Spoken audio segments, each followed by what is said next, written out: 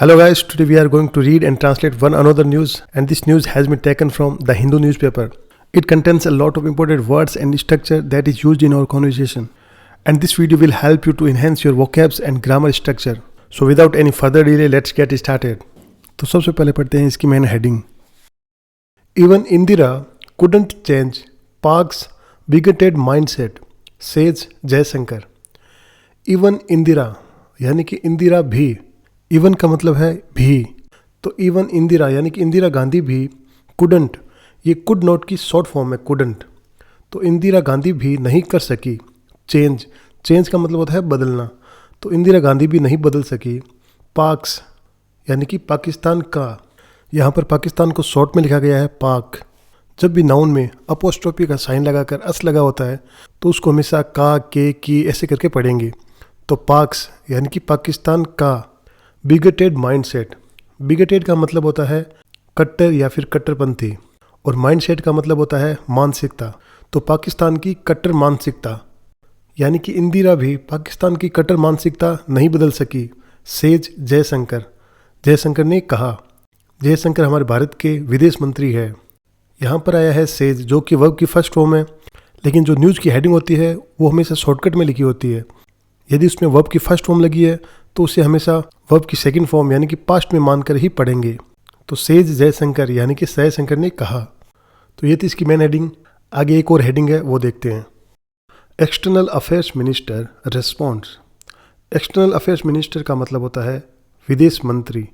Response, response का मतलब होता है प्रतिक्रिया देना या फिर किसी चीज़ का जवाब देना.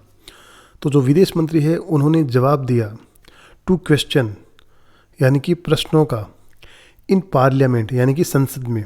अब कौन से प्रश्नों का जवाब दिया? On minority rights in Bangladesh and Pakistan. Minority का मतलब होता है अल्पसंख्यक, यानी कि जिनकी संख्या कम हो उन्हें बोलते हैं अल्पसंख्यक. जैसे भारत में क्रिश्चियन और पारसी कम है तो वो क्या है, अल्पसंख्यक है, यानी कि माइनॉरिटी में है.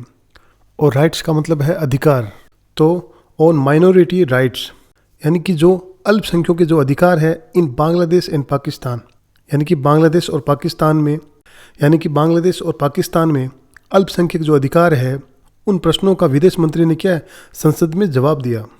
ही सेज, उन्होंने कहा. यहाँ पर वर्ब की फर्स्ट फॉर्म आई है सेज, लेकिन इसे हम पास्ट में ही पढ़ेंगे. तो ही सेज यानी कि उन्होंने कहा. India has raised issue. Raised का मतलब होता है उजागर करना या फिर उठाना. तो इंडिया हैज़ रेज्ड इशू, और इशू का मतलब होता है मुद्दा. तो भारत ने मुद्दा उठाया है एट इंटरनेशनल फोरम्स. इंटरनेशनल का मतलब होता है अंतर्राष्ट्रीय, और फोरम्स का मतलब होता है मंच. तो उन्होंने क्या मुद्दा उठाया है कहाँ पर? अंतर्राष्ट्रीय मंचों पर, यानी कि विदेशों में. पाकिस्तान और बांग्लादेश में जो माइनॉरिटी है यानी कि जो अल्पसंख्यक व्यक्ति रह रहे हैं, यानी कि जो हिंदू समुदाय के हैं, उनकी जो कंडीशन है, उनकी जो स्थिति हालात है वो क्या अच्छी नहीं है. उनके साथ बहुत बुरा बर्ताव किया जाता है, और उनको क्या जो माइनॉरिटी राइट्स है वो क्या नहीं दिए जाते हैं, उनके साथ भेदभाव किया जाता है. इसीलिए जो विदेश मंत्री है एस जयशंकर, उन्होंने क्या है अंतर्राष्ट्रीय मंचों पर इस मामले को उठाया था. And with government concern. Concern का मतलब होता है संबंधित, यानी कि जो भी संबंधित सरकार है उनके साथ, विद यानी उनके साथ या उनके समक्ष.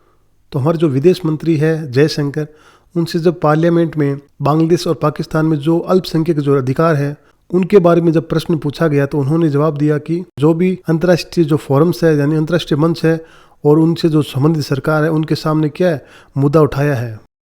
इस्लामाबाद ब्रेजनली हार्बस टेररिस्ट ही एड्स. इस्लामाबाद ब्रेजनली, ब्रेजनली का मतलब होता है खुलेआम, और हार्बस का मतलब होता है पनाह देना या फिर शरण देना.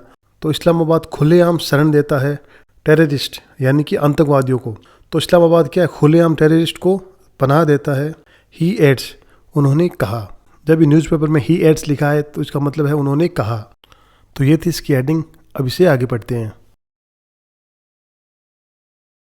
Even the former prime minister Indira Gandhi. Farmer का मतलब होता है पूर्व, और प्राइम मिनिस्टर यानी कि प्रधानमंत्री. तो पूर्व प्रधानमंत्री इंदिरा गांधी भी कुड नॉट चेंज यानी कि बदल नहीं सकी पाकिस्तान्स बिगेटेड माइंडसेट यानी कि पाकिस्तान की कट्टर मानसिकता इन 1971 यानी कि 1971 में. तो 1971 में पूर्व प्रधानमंत्री इंदिरा गांधी भी पाकिस्तान की कट्टर मानसिकता नहीं बदल सकी।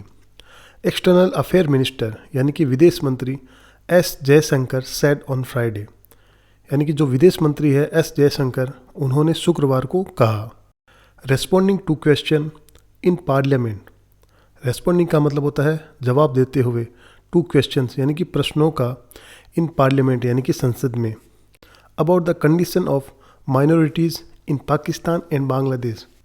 अबाउट द कंडीशन, कंडीशन का मतलब होता है हालात, तो हालातों के बारे में, ऑफ माइनॉरिटीज़ यानी कि अल्पसंख्यकों के हालातों के बारे में, इन पाकिस्तान एंड बांग्लादेश यानी कि पाकिस्तान और बांग्लादेश में।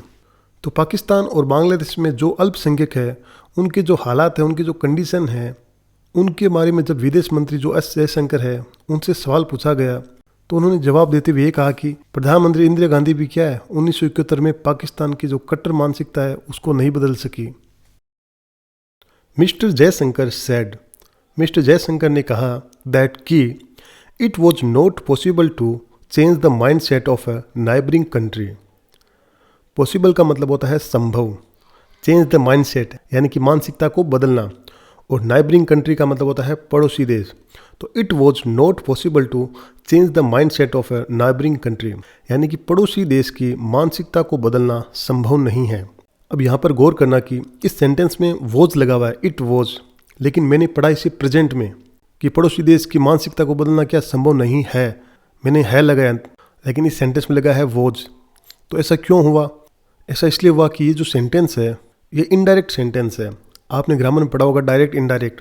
अब ये जो घटना है ये घट चुकी है, ये घटना है कल की। तो जो जयशंकर है विदेश मंत्री, उन्होंने कल पार्लियामेंट में बोला था, क्या बोला था कि पड़ोसी देश की मानसिकता को बदलना क्या संभव नहीं है।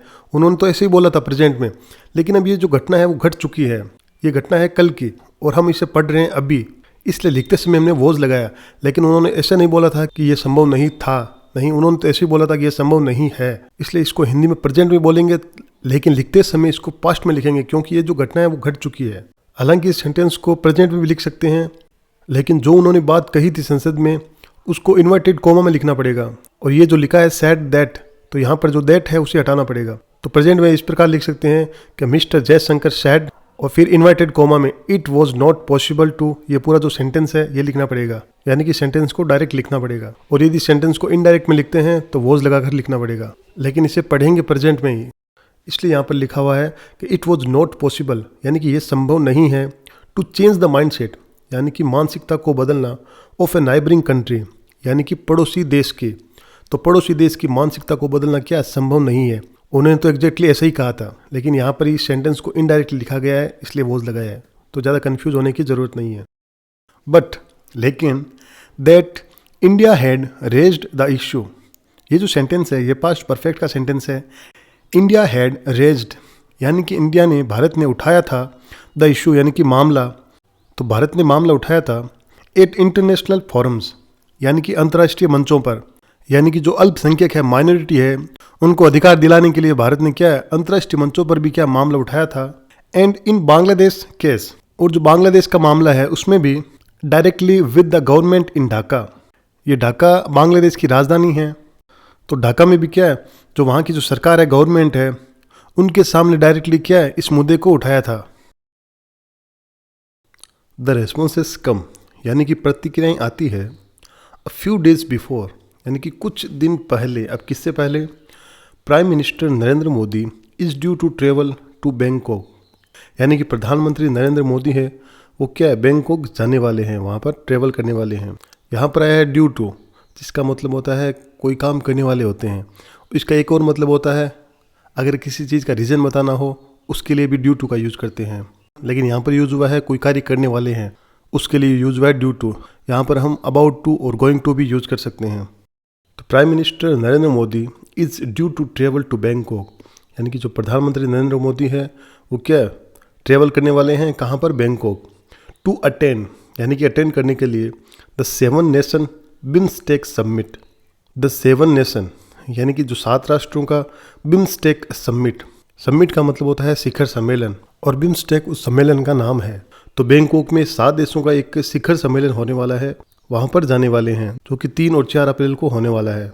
Along with Bangladesh, along with का मतलब होता है के साथ में, बांग्लादेश चीफ एडवाइज़र मोहम्मद यूनुस, यानी कि बांग्लादेश के जो चीफ एडवाइज़र है यानी कि मुख्य सलाहकार है मोहम्मद यूनुस, उनके साथ जाने वाले हैं। तो उससे पहले कुछ प्रतिक्रियाएं आती है। दो यानी हालांकि the ministry of external affairs यानी कि MEA, इसका मतलब होता है विदेश मंत्रालय, हैज़ बीन नॉन कमिटल। इस सेंटेंस में आया है हैज़ बीन। जब भी कोई सेंटेंस में हैज़ बीन आए और उसके बाद में कोई एडजेक्टिव आ जाए यानी कि विशेषण आ जाए तो उसको हमेशा रहा है रही है करके पढ़ेंगे। और अगर हैज़ बीन या हैव बीन के बाद में वर्ब की थर्ड फॉर्म आती है तो इसका मतलब वो सेंटेंस पैसिव का है। तो यहाँ पर हैज़ बीन के बाद में आया है नॉन कमिटल। ये एक एडजेक्टिव है जिसका मतलब होता है अनिर्णित, यानी जिसका अभी तक कोई निर्णय पक्का नहीं है उसको बोलते हैं अनिर्णित, कि कोई कार्य होगा या नहीं होगा उसके बारे में अभी तक श्योर नहीं है, उसे बोलते हैं नॉन कमिटल यानी कि अनिर्णित। तो the ministry of external affairs has been non committal, यानी कि जो विदेश मंत्रालय है वो अभी तक क्या है, अनिर्णित रहा है, इसका कोई निर्णय नहीं आया है। तो अब किसके बारे में निर्णय नहीं आया है?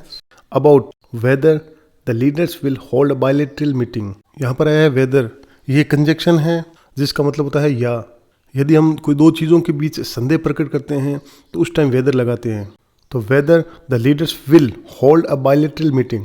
बायलैटरल का मतलब होता है द्विपक्षीय यानी कि दो पक्षों का, मीटिंग यानी बैठक, तो बायलैटरल मीटिंग यानी कि द्विपक्षीय बैठक। Whether the leaders will hold a bilateral meeting यानी कि जो लीडर्स है, नेता है भारत और बांग्लादेश के, वो द्विपक्षीय बैठक करेंगे या नहीं करेंगे, तो इसके बारे में अभी तक विदेश मंत्रालय अनिर्णित है, अभी तक कोई निर्णय नहीं आया है। वो विदेश मंत्रालय क्या है, अभी तक क्या है, नॉन कमिटल है इसके बारे में। ऑन द साइड लाइन, यहाँ पर साइड लाइन का मतलब है इसके अलावा। तो जो हमारे प्रधानमंत्री नरेंद्र मोदी है वो बांग्लादेश के जो चीफ एडवाइज़र है मोहम्मद यूनुस, उनके साथ बैंकॉक मीटिंग अटेंड करने के लिए जाएंगे। लेकिन इसके अलावा वो बायलैटरल मीटिंग रखेंगे या नहीं रखेंगे इसके बारे में अभी तक कोई भी क्या है, कमिटल नहीं है, यानी कि अभी तक कोई भी निर्णय नहीं आया है। ड्यूरिंग क्वेश्चन आवर, ड्यूरिंग का मतलब होता है के दौरान, और क्वेश्चन आवर मतलब प्रश्नकाल। तो प्रश्नकाल के दौरान in the Lok Sabha on Friday, यानी कि शुक्रवार को लोकसभा में प्रश्नकाल के दौरान, यानी कि जब उनसे सवाल पूछे जा रहे थे, प्रश्न पूछे जा रहे थे, उस समय मिस्टर जयशंकर रिसीव्ड, यानी कि मिस्टर जयशंकर को प्राप्त हुए a number of questions. Number of questions मतलब कई क्वेश्चंस प्राप्त हुए, यानी कि उन्हें बहुत सारे क्वेश्चन पूछे गए। अब किसके बारे में? About the treatment of the minority Hindu community.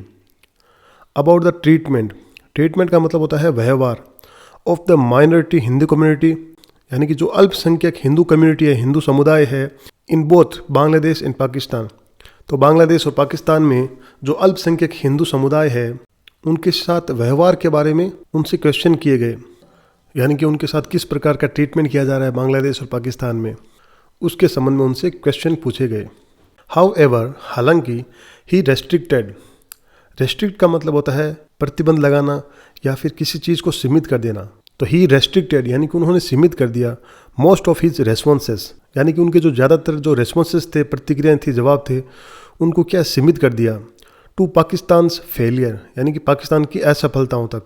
To keep promises का मतलब होता है वादा पूरा करना। तो पाकिस्तान क्या है, अपने वादों को पूरा करने में क्या असफल हो गया है।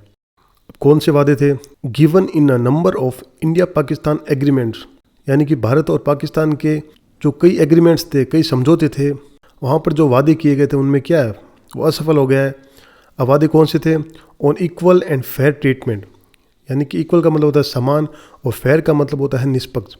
तो समान और निष्पक्ष ट्रीटमेंट यानी कि व्यवहार ऑफ रिलीजियस माइनॉरिटी, यानी कि जो धार्मिक अल्पसंख्यक है उनके साथ समान और निष्पक्ष व्यवहार के जो भी वादे किए गए थे, जो भी एग्रीमेंट्स किए गए थे, उनमें क्या है, पाकिस्तान फेल हो गया है। भारत और पाकिस्तान का एग्रीमेंट हुआ था कि हमारे देश में जो भी अल्पसंख्यक है, चाहे वो हिंदू हो चाहे मुसलमान हो, उनको क्या है, समान अधिकार मिलेंगे। जैसे भारत में मुसलमान है, चाहे क्रिश्चियन है, चाहे पारसी है, उनको समान अधिकार मिलेंगे। और जो पाकिस्तान में अल्पसंख्यक हिंदू है उनके साथ भी क्या है, इक्वल एंड फेयर ट्रीटमेंट किया जाएगा, यानी कि समान और निष्पक्ष व्यवहार किया जाएगा। लेकिन पाकिस्तान इस संबंध में क्या है, असफल हो गया है। तो ये हमारे विदेश मंत्री एस जयशंकर का कहना है।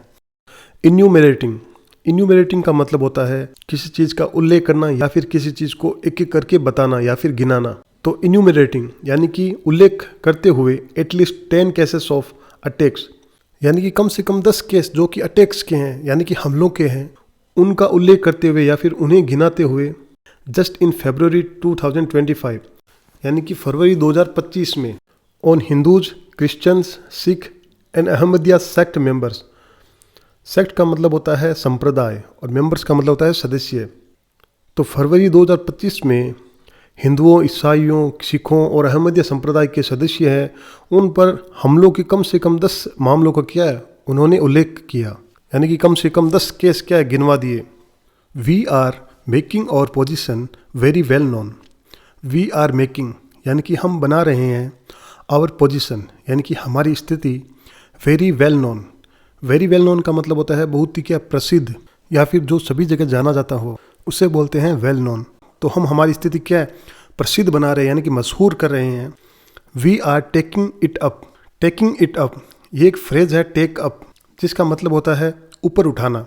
तो we are taking it up यानी कि हम इसे ऊपर उठा रहे हैं, एट द इंटरनेशनल लेवल यानी कि अंतर्राष्ट्रीय स्तर पर। बट लेकिन we as a government and a country, लेकिन हम एक सरकार और देश के रूप में कैन नॉट चेंज, बदल नहीं सकते, the mindset of A neighbour यानी कि अपने जो पड़ोसी है उसकी मानसिकता को नहीं बदल सकते। Who has a fanatical bigoted mind set यानी कि जिनकी मानसिकता है फेनाटिकल। फेनाटिकल का मतलब होता है धर्मांध, यानी कि जो धर्म में अंधा हो, धर्म में चाहे गलत हो सही हो, वो क्या है केवल धर्म को ही मानता है, उसके लिए संविधान कानून कुछ नहीं होता, उससे बोलते हैं फेनाटिकल। और बिगेटेड का मतलब होता है कट्टर। तो जिनकी मानसिकता कैसी हो, फेनाटिकल और क्या बिगेटेड हो, यानी कि धर्मांध और क्या कट्टर हो, उसकी मानसिकता को क्या है हम बदल नहीं सकते। Even Indira Gandhi could not do it. यहाँ तक कि इंदिरा गांधी भी ऐसा नहीं कर सकी। Mister Jaishankar told the house. तो जो जयशंकर है उन्होंने सदन को बताया। रेफरिंग यानी कि जिक्र करते हुए to the 1971 India Pakistan war and creation of Bangladesh, यानी कि 1971 में जो भारत और पाकिस्तान का जो युद्ध हुआ था और बांग्लादेश का जो क्रिएशन हुआ था यानी कि निर्माण हुआ था, उसका जिक्र करते हुए जयशंकर ने क्या सदन को बताया। डिस्पाइट इट, डिस्पाइट का मतलब होता है के बावजूद। तो despite it being taken up, ये जो सेंटेंस है ये पैसिव का सेंटेंस है। टेकन अप का मतलब होता है ऊपर उठाना, तो एक फ्रेजल वर्ब है। तो despite it being taken up in international forums. International forum का मतलब होता है अंतर्राष्ट्रीय मंच। तो अंतर्राष्ट्रीय मंचों पर इस मामले को उठाए जाने के बावजूद भी। एंड बॉडीज, बॉडीज का मतलब है निकाय, यानी कि किसी देश का मुख्य केंद्र होता है उसे बोलते हैं बॉडीज। एक बॉडी का अर्थ शरीर भी होता है, लेकिन यहाँ पर जो बॉडीज है उसका अर्थ है निकाय। तो अंतर्राष्ट्रीय मंचों और निकायों में इस मुद्दे को उठाए जाने के बावजूद भी the government of Pakistan does not take action, यानी कि पाकिस्तान क्या है एक्शन नहीं लेता। टू प्रोटेक्ट यानी कि सुरक्षित करने के लिए, इट्स माइनॉरिटीज़ यानी कि जो अल्पसंख्यक है वहाँ के, उनको सुरक्षित करने के लिए क्या है कोई एक्शन नहीं लेते। And this is the position, यही वह स्थिति है ऑन विच, जिस पर we have been very public and very clear, यानी कि वी हैव बीन हम रहे हैं कैसे, वेरी पब्लिक यानी कि बहुत ही सार्वजनिक, एंड वेरी क्लियर और बहुत ही स्पष्ट रहे हैं इस मामले में। ही एडेड उन्होंने कहा। Coating from recent speeches.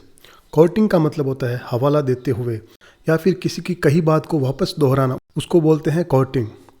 तो कोटिंग फ्रॉम रीसेंट स्पीचेस यानी कि अब दोहराते हुए किसे, रीसेंट स्पीचेस यानी कि हाल ही के जो भाषण थे, मेड बाय इंडियाज एनवॉइस यानी कि जो दिए गए थे भारत के इनवॉइस द्वारा। इनवॉइस का मतलब होता है राजदूत।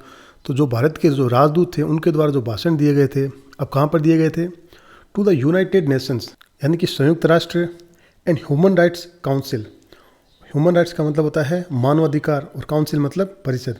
तो संयुक्त राष्ट्र और मानवाधिकार परिषद में भारत के राजदूतों द्वारा जो भाषण दिया गया था उसका हवाला देते हुए मिस्टर जयशंकर कोल्ड पाकिस्तान, यानी कि जो मिस्टर जयशंकर है उन्होंने पाकिस्तान को बताया।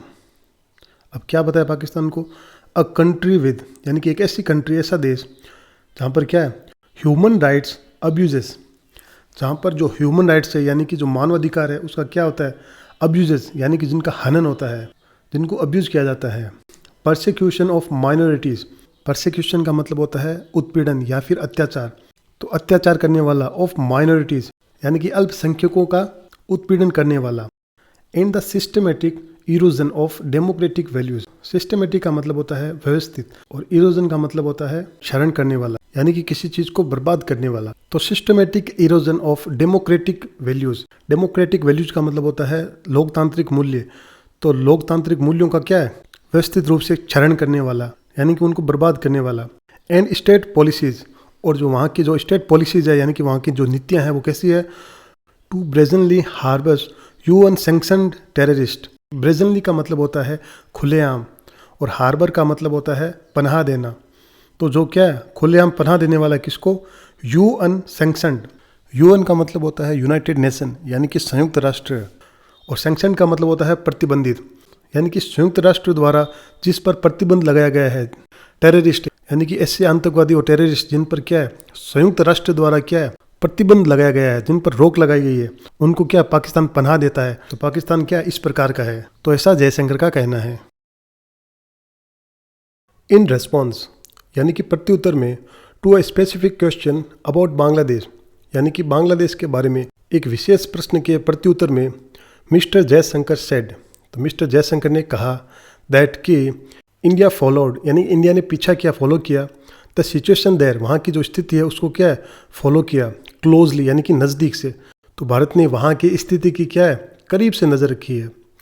एंड हैड कंपाइल्ड, कंपाइल्ड का मतलब होता है संकलन करना या फिर एकत्रित करना, यानी कि अगर किसी देश की कोई घटना है तो उसको क्या है एकत्रित करके एक रिपोर्ट तैयार करना, उसको बोलते हैं कंपाइल्ड। तो एंड हैड कंपाइल्ड यानी कि संकलन किया था या एकत्रित किया था 2400 इंसिडेंट्स, यानी कि 2400 घटनाओं का संकलन किया था of violence against minorities there, यानी कि अल्पसंख्यकों के खिलाफ हिंसा के 2400 मामलों को क्या संकलन किया है यानी कि एकत्रित किया है इन 2024 यानी कि 2024 में। एंड 72 इंसिडेंट्स दस फार का मतलब होता है अब तक। तो क्या अब तक 72 इंसिडेंट्स इन 2025 यानी कि 2025 में माइनॉरिटी से संबंधित क्या है 72 घटनाओं की क्या रिपोर्ट तैयार कर चुके हैं। I have taken it up, यानी कि मैंने इस मामले को उठाया है विद माई काउंटर पार्ट, यानी कि मेरे काउंटर पार्ट के साथ।